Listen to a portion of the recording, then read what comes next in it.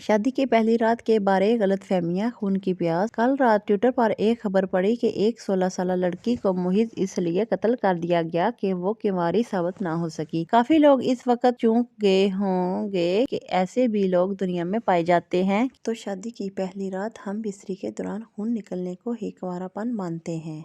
मेरा उठना बैठना उन लोगों में रहा, बल्कि अब भी मुझे अक्सर मेरे सबका मोहल्लेदार नौजवान मिलते हैं जो इस किस्म की सोच रखते हैं कि शादी की पहली रात खून ना निकला तो लड़की चालू है। यूनिवर्सिटी कॉलेजेस में दुनिया के सबसे ज्यादा ज़िना वगैरह होते हैं। इस तहरीर में आपको इस तबके की सोच दिखाता हूँ कि शादी को और बीवी को ये क्या समझते हैं।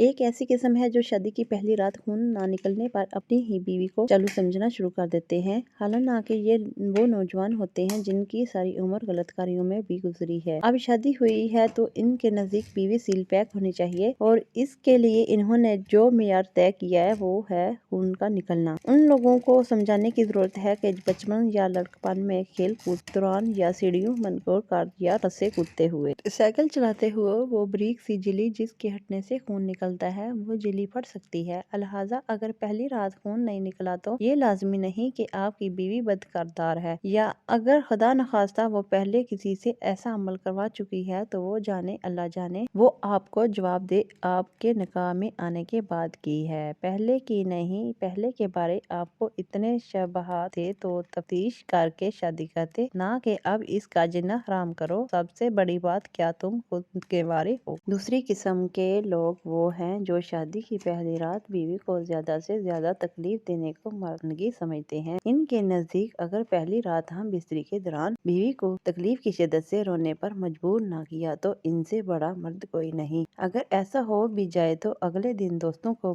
बढ़ चढ़ कर किस्से सुनाते पाए जाते हैं। अगर आप किसी अस्पताल की इमरजेंसी में काम करते हैं या आपका कोई जानने वाला काम करता है तो आपको इल्म होगा कि हर माह एक या दो केसेस ऐसे लाजमी आते हैं कि शादी की पहली रात दर्द की शिद्दत लड़की बर्दाश्त नहीं कर सकी और इसकी हालत गैर हो गई। इन सुर में मर्दों को समझाने की जरूरत है कि औरत भी इंसान है, आपकी बीवी भी किसी की बहन बेटी है। अगर वो इस अमल से अभी यूज टू आदि नहीं हो पा रही ही तो उससे उस वक्त दो, बेशक चांद दिन दे दो, लाजमी नहीं पहली रात ही ये एग्जाम लेना ही लेना है। बंदा खुदा इससे इस अमल के दौरान बिल्कुल वैसे ही दर्द होता होगा जैसे मार पीट का दर्द हो। हर औरत हर लड़की की जिस्मानी बर्दाश्त अलग अलग होती है। अगर आप ज्यादा तकलीफ में देखें तो रुक जाएं, कल सही परसों सही, अल्लाह जिंदगी रखे वो आपकी अपनी है, आप इसके तमाम हकूक रखते हो। आपसे किसने कह दिया कि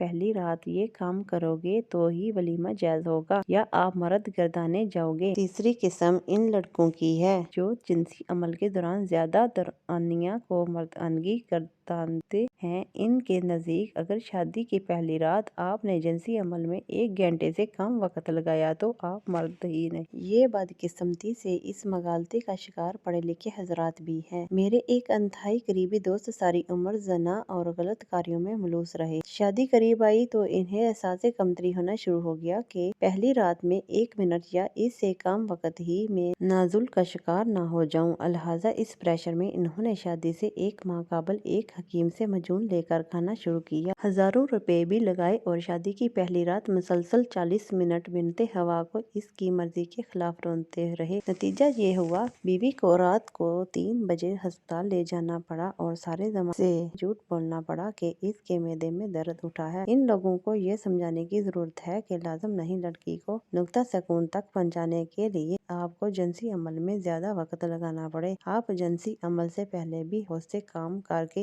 इस अमल में मदद ले सकते हो। चौथी किस्म इन लोगों की है जिनके नजदीक शादी की पहली रात कम इज कम 5 या 6 बार ऐसा अमल करना उम्र भर की भर इस निकाल देने के बराबर है, या इससे इन्हें अगली 30 मार्च पर तमगा मर्दानगी मिलेगा। ऐसे लोगों के दोस्त भी फिर इन्हीं की सोच के मालिक होते हैं। वलीमे की सुबह सुबह दूल्हे को देखते ही इनका सबसे पहला सवाल यही होता है, हाँ वे कितनी बारी कितनी बार, और दुल्हा भी कमीनगी वाली मुस्कुराहट के साथ उंगलियों से तादाद बताएगा और बढ़ चढ़ कर बताएगा। इसके नजदीक ये इज्जत का पैमाना है, वो जितनी ज्यादा तादाद बताएगा माशरे में इसकी इतनी इज्जत गर्दानगी जाएगी। इसे समझाने की जरूरत है कि आप अपनी बीवी का लिबास हो, آپ نے ایسے راز شیئر کر کے بھرے بازار میں اپنی بیوی کو خود بے الباس کر دیا ہے اور اپنے ہی دوستوں کے ذہن میں اپنی ہی بیوی کے بارے گندگی کا ایک بیج بو دیا ہے۔ پانچویں قسم ان لوگوں کی ہے جن کی ساری عمر گندی فلمیں دیکھتے گزری ہے اور ان کے دماغ پر گندی فلموں کے سین سوار رہتے ہیں اور انہیں شادی کی پہلی رات کا شدت سے انتظار ہوتا ہے کہ یہ سارے سین پرفارم کر کے اپنے آپ کو مرد منوایا جائے۔ ان لوگوں کو